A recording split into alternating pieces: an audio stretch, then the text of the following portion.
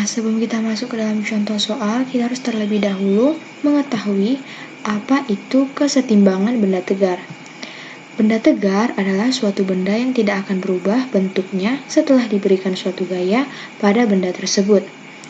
Kesetimbangan benda tegar adalah kondisi di mana suatu benda berada dalam keseimbangan rotasi atau translasi atau tidak mengalami perubahan saat terjadi perputaran atau pergeseran. Contohnya yaitu ayunan, juga jungkit, dan jembatan gantung. Ini adalah contoh gambarnya.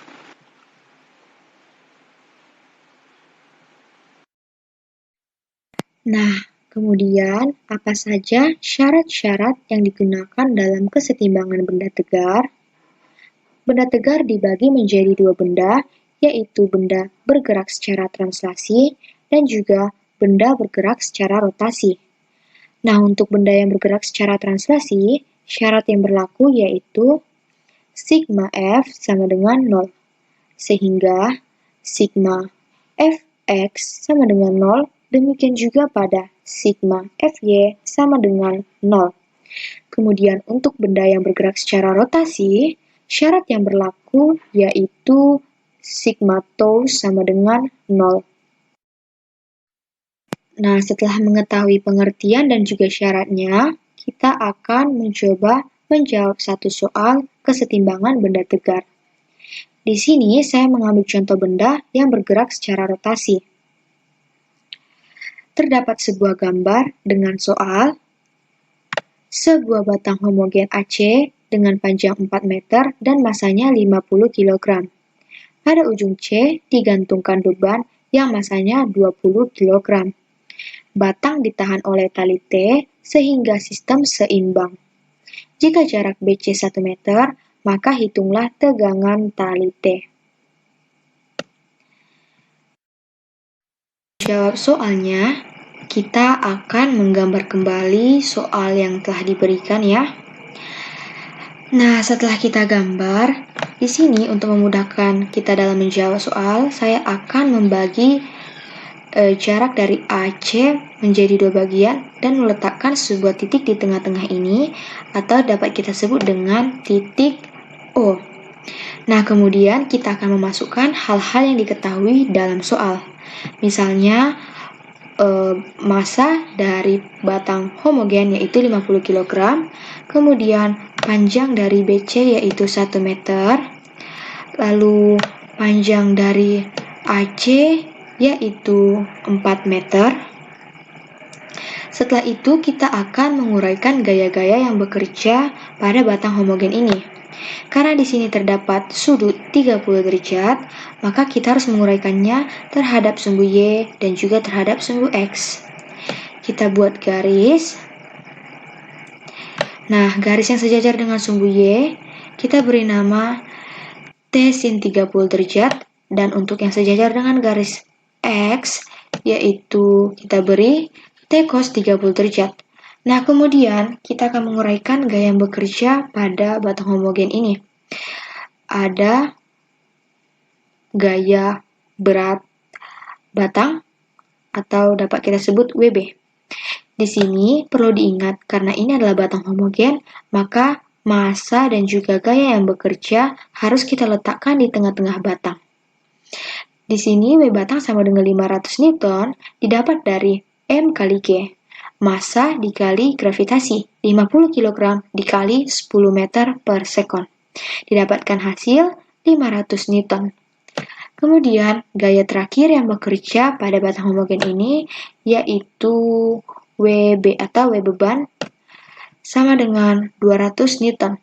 Sama halnya dengan W batang, W beban didapat dari 20 kg dikali 10, yaitu 200 Newton.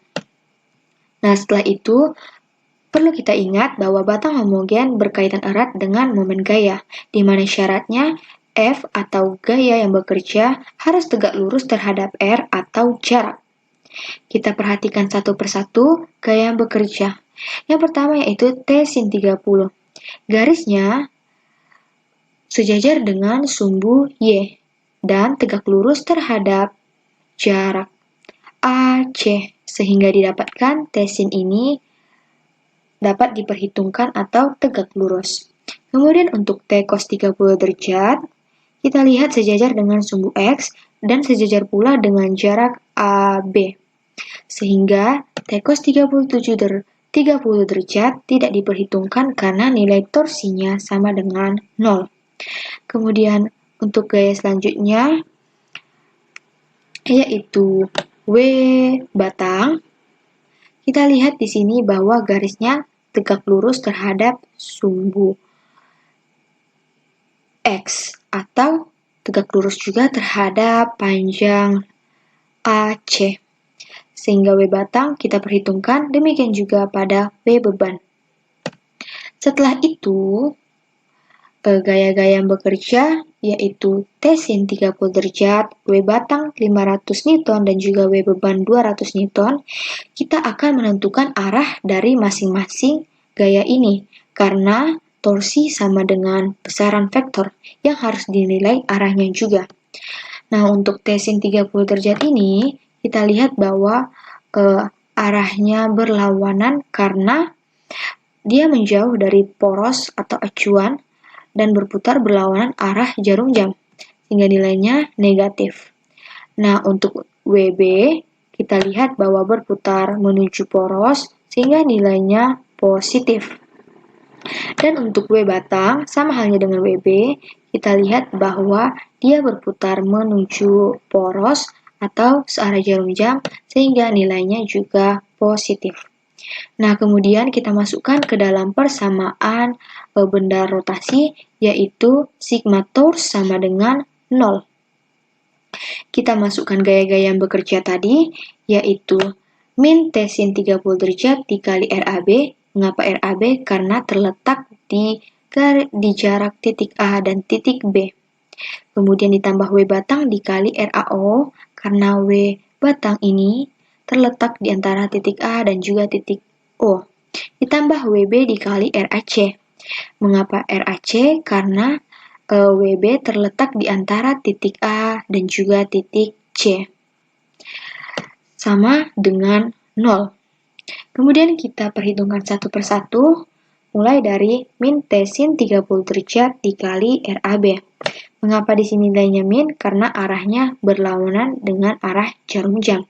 Kita masukkan nilainya, min T dikali sin 30 sama dengan setengah, dikali RAB sama dengan 3. 3 didapat dari AC dikurang dengan BC. 4 dikurang 1 hingga hasilnya 3. Sehingga hasil yang diperoleh yaitu min 3/2 T. Kemudian selanjutnya untuk W batang dikali RAO. Kita masukkan nilainya 500 Newton dikali 2 meter.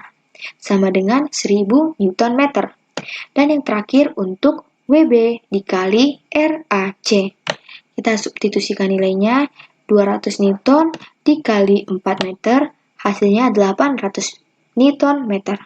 Nah, ketiga hasil ini kita masukkan ke dalam persamaan ini, sehingga didapatkan persamaan min 3/2 T ditambah 1000 Newton meter ditambah 800 Newton meter sama dengan 0.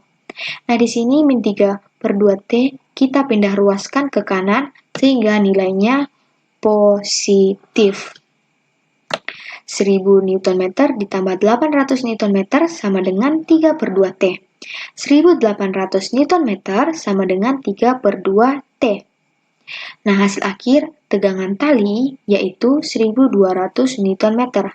Jadi gaya ataupun besaran tegangan tali T yang bekerja yaitu 1200 Newton meter.